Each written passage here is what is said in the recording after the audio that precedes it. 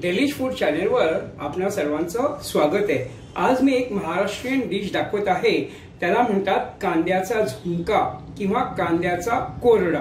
त्याच्यासाठी मी इथे हे असे एवढ्या साइजचे मीडियम साइजचे 4 कांदे घेतले आणि त्यांना मी असं रफली स्लाइस करून घेतलंय। असे इतके जाड ठेवायचे, एकदम बारीक कापायचं नाही।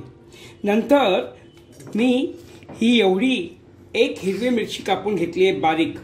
नंतर हे इथे मी एक अख्खा लसणीचा जो कांदा असतो 15-20 लसणांचा ती मी बारीक कापून घेतलाय। आणि इथे मी 2 लॅडल म्हणजे हे 2 पळी, ही जी पळी आहे हे एवढ्या 2 पळ्या मी इथे तेल गरम करायला ठेवलं आहे। तर चला आता आपण कांद्याचा झुणका करायला घेऊया। तर त्याच्यासाठी इथे मी आता हे तेल गरम करायला ठेवलं आहे।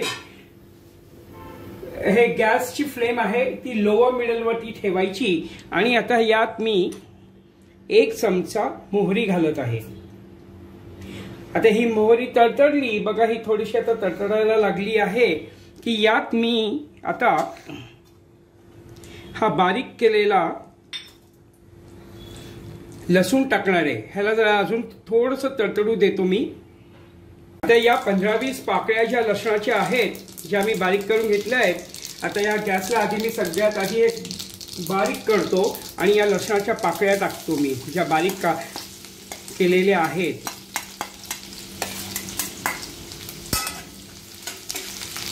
ह्याला 1-2 मिनिटं सॉटे करायचं आणि लगेचच ह्याच्यात मी ही हिरवी मिरची टाकत आहे।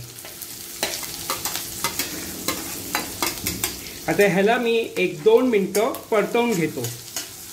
आता हे बघा, हे झाले 2 मिनिटं ह्याला। आता ह्याच्यात मी हा जो उभा चिरलेला कांदा आहे तो सगळा टाकून देत आहे आणि हे परतत असतानाच ह्याच्या ज्या पाकळ्या आहेत या लूज करून घ्यायच्या आहेत आणि ह्याला जास्त नरम करायचं नाहीये। हे नंतर आपण जसं शिजवू तसा हा कांदा नरम पडेल, एक फक्त रंग बदलेपर्यंत। हे बघा, कांदा जस्ट आता रंग बदलायला सुरुवात झालेली आहे, हा एकदम नरम पडलेला नाहीये। आता या क्षणाला मी ह्याच्यात साधारण अर्धा चमचा हळद घालत आहे आणि 1 चमचा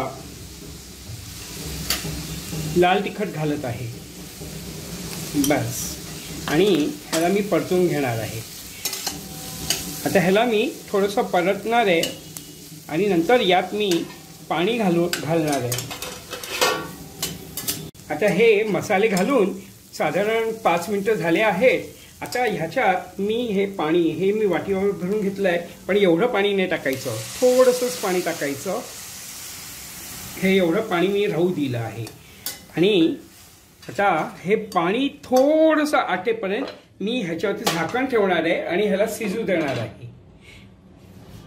तर हे बघा, ही माझी फ्लेम आता एवढी आहे। सुरुवातीला ही फ्लेम एवढी होती, अशी एवढी बारीक होती। ह्याला मी थोडंसं वाढवलं आणि ह्याला एक 5 मिनिटं ह्याला मी शिजू दिलं। पाणी बरंच आटलेलं आहे। आता या क्षणाला मी परत गॅसची फ्लेम कमी करतो आहे आणि यात मी आता चवीपुरतं मीठ घालत आहे, 1 चमचा साधारण। हे तुम्ही मीठ तुमच्या चवीप्रमाणे घाला आणि ह्याला मी आता मिक्स करत आहे। आणि या क्षणाला मी चमच्याने बेसन पीठ घालणार आहे आणि हे बेसन पीठ हे असं मी सुरुवातीला 2 चमचे घालत आहे आणि ह्याला मिक्स करतो आणि जर का लागलं तर मी हे अजून घालेन। मला तरी वाटतं हे थोडंसं अजून मला घालावं लागेल, अजून 2 चमचे, तेव्हा ते कोरडं होईल। तर मी आता इथे हे परत अजून 2 चमचे घालत आहे बस। तर मला नाही वाटत की जास्त लागेल, बस हे झालं। आता ह्याला मी झाकण ठेवून 2 मिनिटं शिजवून घेईन अजून 1 चमचा घालतो मी, म्हणजे एकूण 5 चमचे मी बेसन पीठ घातलेलं आहे ह्याच्यात, हे छोटे वाले असे. आणि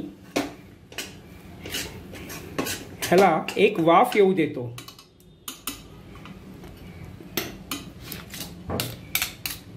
ह्याला झाकण ठेवून एक 3-4 मिनिटांमध्ये मी वाफ काढली आणि नंतर गॅस बंद करून अजून 2 मिनिटं मी वर ठेवले.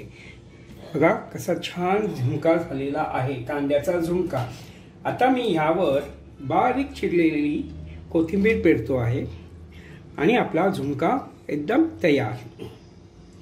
आता मी ह्याला सर्विंग डिशमध्ये काढून घेतो. बघा कसा छान दिसतो आहे, कांदा पण दिसतो आहे यात. हा असा झुणका व्हायला पाहिजे आणि मस्त थोडंसं तिखट पण असला पाहिजे.